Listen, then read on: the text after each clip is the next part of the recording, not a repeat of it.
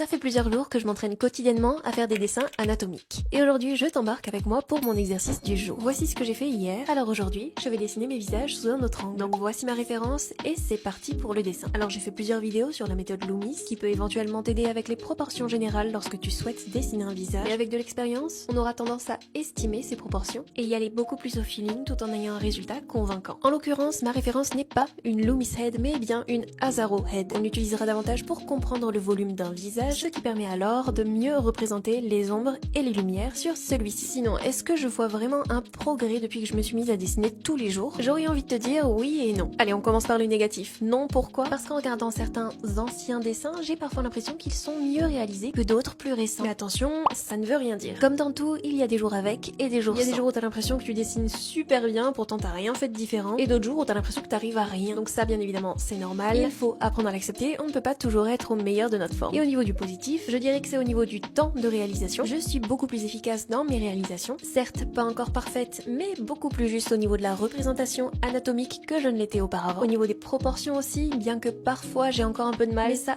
viendra avec l'expérience. Parce que oui, et je pense que tu le sais, apprendre les proportions du corps humain, c'est bien joli, mais à partir du moment où tu commences à rentrer dans des poses dynamiques ou certains angles de vue, et bah ces proportions ne servent strictement à rien. Comme par exemple ici, j'ai fait les hanches beaucoup trop développées comparé au buste. On corrige tout ça et c'est quand même mieux. Ça fait quelques jours également que je m'impose de dessiner des mains. Je sais que c'est le cauchemar de plus d'un d'entre vous. Et il n'y a pas de secret, il faut pratiquer. Voici donc mes 2 pages du jour en comparaison à mes toutes premières pages. Est-ce que tu vois une différence ?